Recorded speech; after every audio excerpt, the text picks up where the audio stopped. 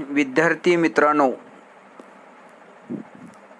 आपण इयत्ता 11वी अर्थशास्त्र विषयाचं लोकसंख्या, भारतातील लोकसंख्या हे प्रकरण आपण अभ्यासतोय. 6वं प्रकरण आहे भारतातील लोकसंख्या. आपण पाठीमागं बराचसा भाग या प्रकरणातील पाहिलेला होता. अगदी भारत हा अतिलोकसंख्येचा देश आहे. 2011च्या जनगणनेनुसार भारताची लोकसंख्या 121.02 कोटी इतकी आहे. जागतिक लोकसंख्येचा विचार करता एकूण टक्केवारीत भारताची लोकसंख्या 17.5% इतकी आहे. तर जागतिक क्षेत्रफळामध्ये भारताचा क्षेत्रफळाचा वाटा 2.4% इतका आहे. चीन देशाचा लोकसंख्या वाढीचा प्रथम क्रमांक लागतो. चीनच्या खालोखाल भारताचा लोकसंख्या वाढीच्या बाबतीत दुसरा क्रमांक लागतो. आपण लोकसंख्या वाढीचे सिद्धांतही पाहिले. माल्थसचा लोकसंख्या वाढीचा सिद्धांत आपण पाहिला. त्यानंतर लोकसंख्या संक्रमणाचा आपण सिद्धांत पाहिला. वेगवेगळे सिद्धांत आपण अभ्यासलेले आहेत. त्यानंतर आपण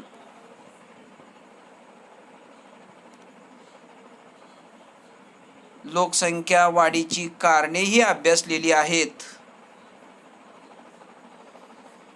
लोकसंख्या वाढीची कारणं वेगवेगळी आपण विचारात घेतलेली आहेत.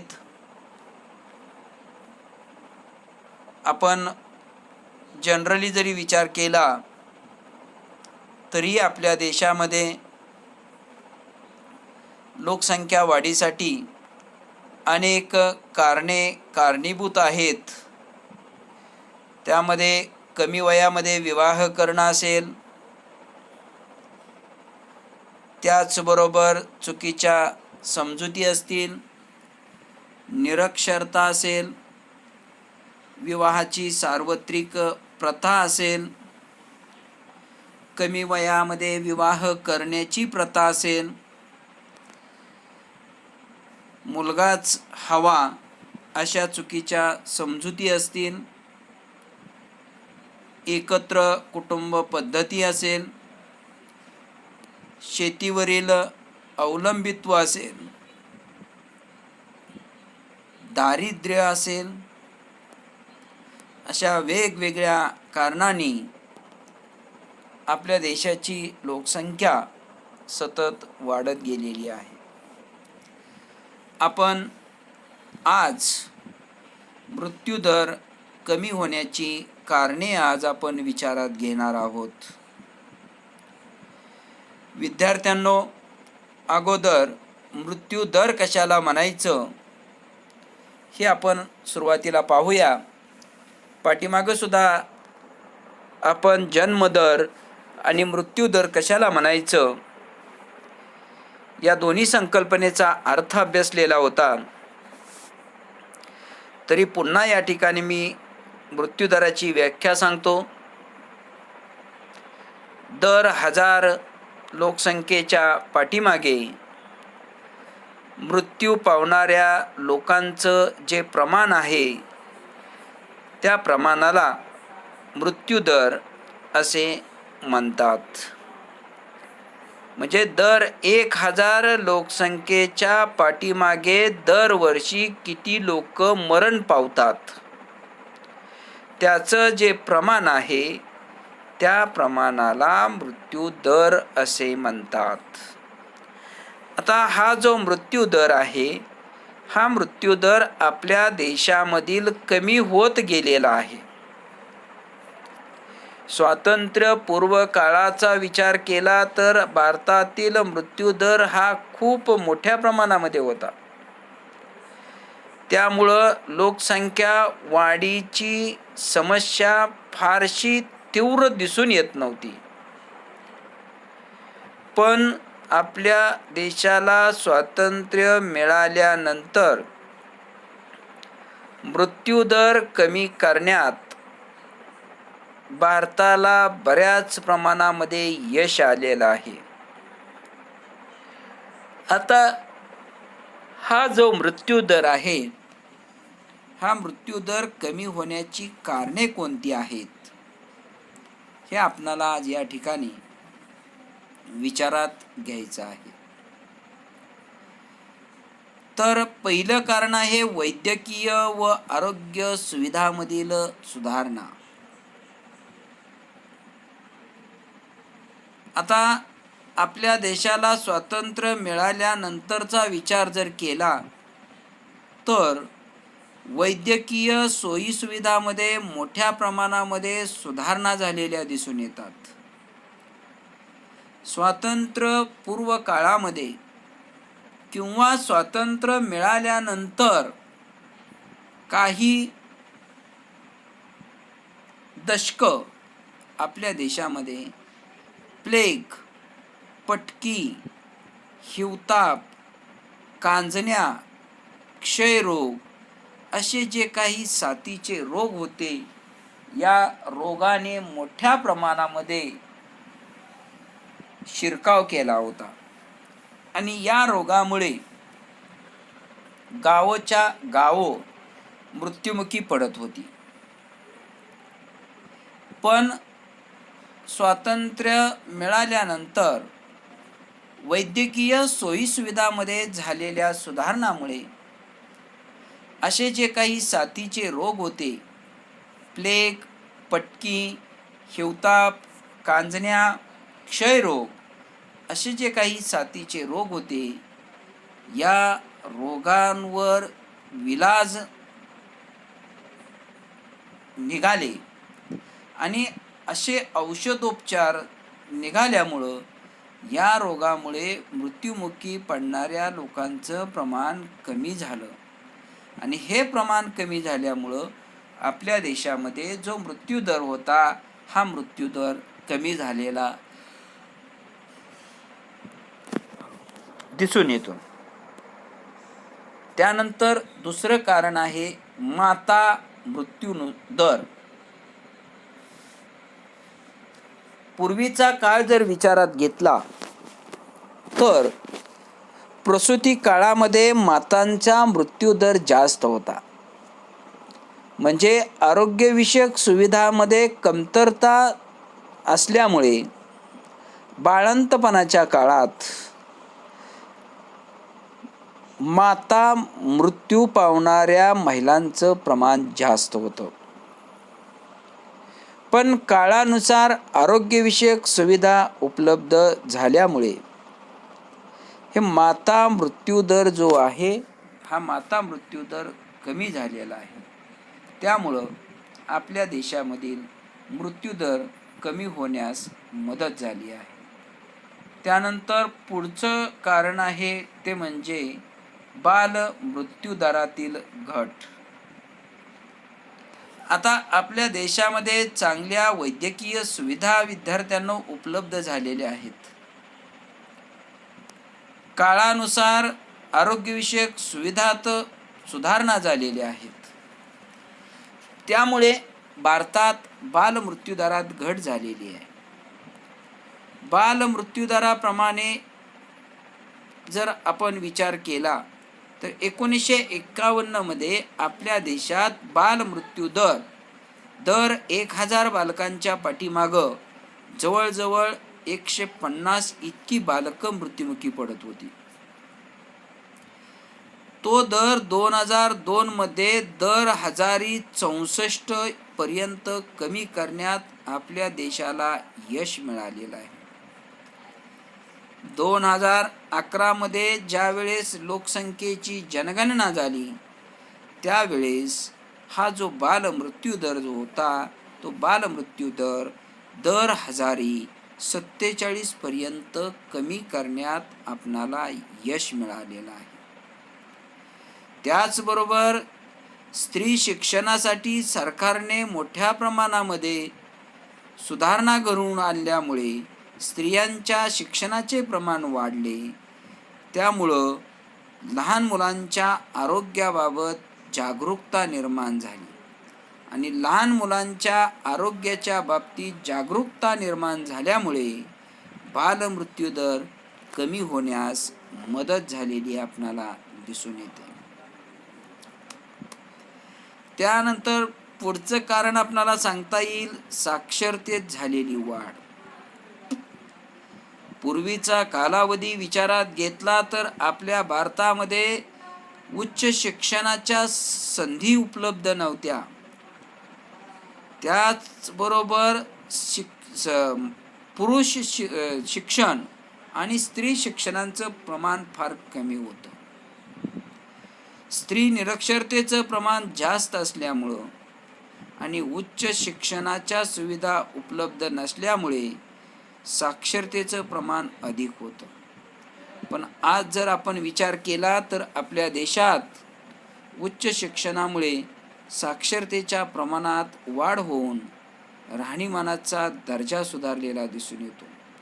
शिवाय चांगल्या प्रकारे बालसंगोपन करण्यास आपल्या देशास मदत होते. त्याचबरोबर शिक्षणामुळे लोकांना अंधश्रद्धा व अज्ञानातून बाहेर पडण्यास मदत झालेली आपणाला दिसून येते. त्यानंतर 5वं कारण मृत्यूदर कमी होण्याचं आपणास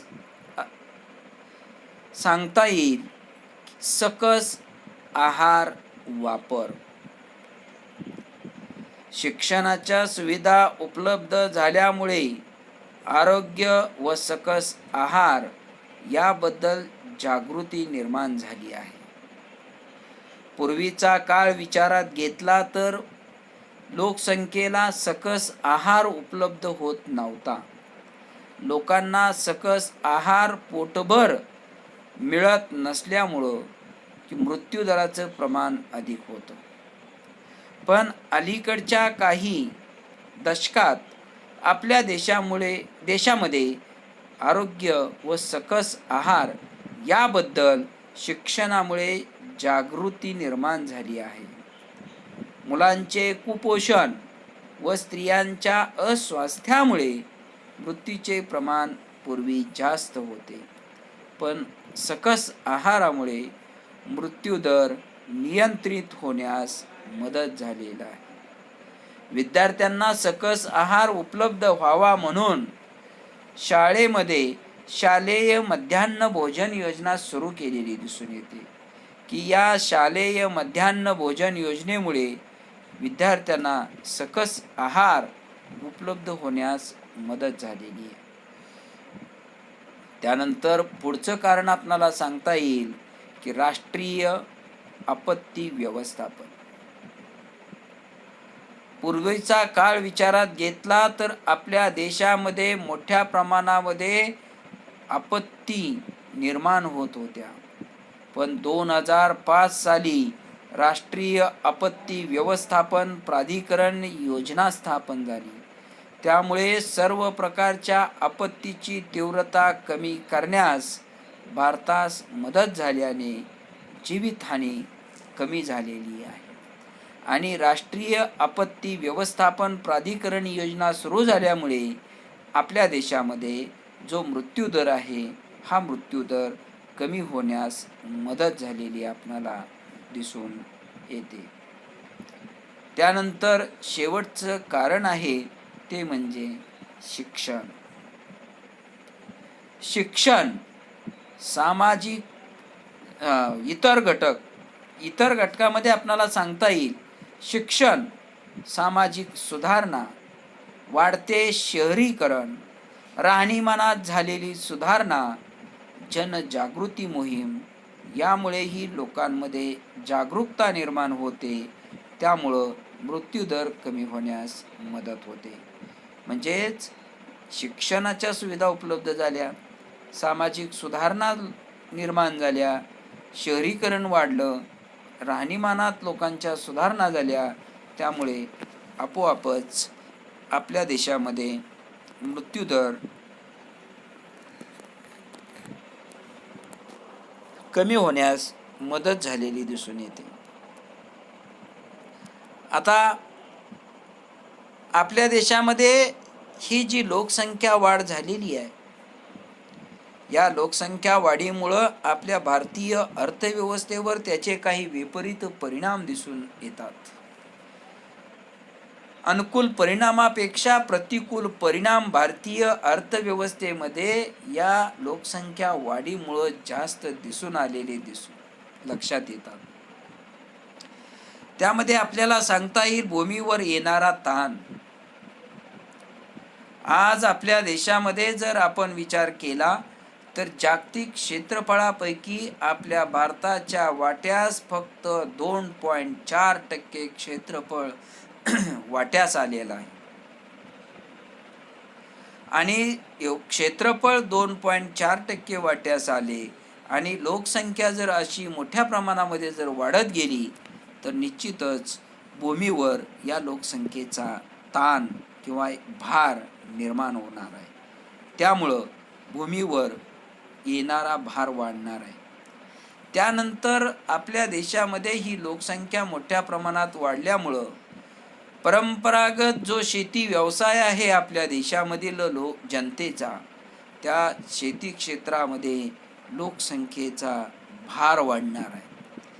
कारण परंपरेनुसार किंवा वडिलोपार्जित शेती व्यवसाय चालत आल्यामुळं जी लोकसंख्या वाढेल, ही लोकसंख्या शेती व्यवसायामध्येच गुंतली जाईल आणि आपोआपच आपल्या देशामध्ये शेती व्यवसायावरील ताण वाढणार आहे. त्याचबरोबर मूलभूत सुविधा ज्या आहेत त्या मूलभूत सुविधावर सुद्धा त्याचा विपरीत परिणाम दिसून येणार आहे. अन्नधान्याची जी मागणी आहे आणि पुरवठा आहे यामध्ये असमतोलपणा दिसून येणार आहे. कारण लोकसंख्या मोठ्या प्रमाणात वाढल्यानंतर या वाढलेल्या लोकसंख्येला अन्नधान्याचा पुरवठा करणं तितकंच महत्त्वाचं आहे. कारण पूर्वीचा काळ जर विचारात घेतला तर आपल्या देशाला पाठीमागच्या 50-60 वर्षापूर्वी 70 वर्षापूर्वी लोकांना खायला अन्नधान्य उपलब्ध नव्हतं. अन्नधान्य उपलब्ध नसल्यामुळे आपल्या देशामध्ये उपासमारीची वेळ येत होती. 1972चा दुष्काळ आपण पाहिलेला नाही विद्यार्थ्यांनो, पण आपण ऐकून आहे. पण 1972च्या या दुष्काळामध्ये पाऊस होता, पाणी होतं, पण लोकांना खाण्यासाठी अन्नधान्य उपलब्ध होत नव्हतं. त्यामुळं त्या काळामध्ये अन्नधान्याचा तुटवडा निर्माण झाला होता. म्हणून त्याला 1972चा तीव्र दुष्काळ असं संबोधलं जातं. मग अशी परिस्थिती जर निर्माण होत असेल तर अन्नातील मागणी व पुरवठा यामधील असमतोलपणा दिसून येतो. त्याचबरोबर लोकसंख्या वाढीमुळं पर्यावरणाच्या समस्या सुद्धा निर्माण होतात. वृक्षतोड होते, पर्यावरणाची हानी होते, पर्यावरणामध्ये असमतोलपणा निर्माण होतो. त्याचबरोबर सामाजिक समस्या सुद्धा काही दिसून येतात.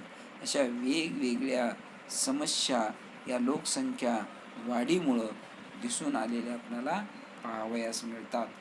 आता आपल्या देशामध्ये ही जी लोकसंख्या मोठ्या प्रमाणामध्ये वाढलेली आहे, या लोकसंख्या वाढ नियंत्रित करणं हे आपल्या देशाच्या दृष्टिकोनातून फार महत्त्वाचं आहे. लोकसंख्या वाढ नियंत्रित करण्यासाठी सरकारच्या माध्यमातून काही उपाययोजनाही झालेल्या आहेत. या उपाययोजना आपण चीन देश विचारात घेतला विद्यार्थ्यांनो, तर चीन देशामध्ये लोकसंख्या नियंत्रित करण्यासाठी फार कठोर पावले उचलली गेलेली आहे. त्यामुळं चीन देशाची लोकसंख्या नियंत्रित आहे. अगदी चीन देशामध्ये एकपेक्षा जास्त अपत्यांना जर जन्म दिला तर त्या ठिकाणी त्या जनतेला दिल्या जाणाऱ्या ज्या सुविधा आहेत त्या सुविधा काढून घेतल्या जात होत्या. त्यामुळं चीन देशामध्ये लोकसंख्या नियंत्रित करण्यास यश आलेलं दिसून येतं. तसं आपल्या देशामध्ये सुद्धा जी लोकसंख्या आहे ही लोकसंख्या नियंत्रित करणं फार महत्त्वाचं आहे.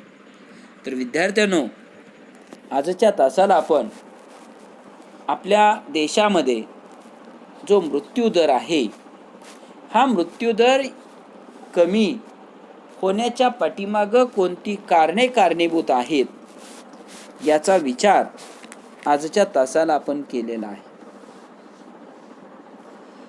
की मृत्यूदर जो आहे तो मृत्यूदर आपल्या देशामध्ये का कमी झालेला आहे त्याची काही आपण कारणं पाहिली त्यामध्ये निरक्षरता हाही मुद्दा आपण पाहिला.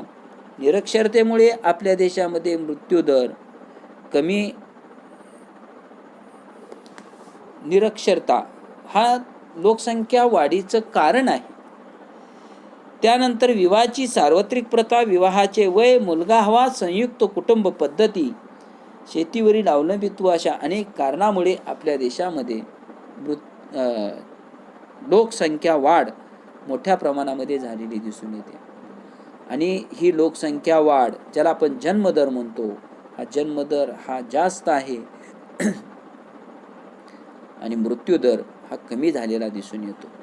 त्या मृत्यूदर कमी होण्याच्या कारणामध्ये आपण वेगवेगळी कारणं विचारात घेतली. वैद्यकीय व आरोग्य सुविधांमधील सुधारणा हे एक आपण कारण विचारात घेतलं. माता मृत्यूदर हेही कारण आपण पाहिलं.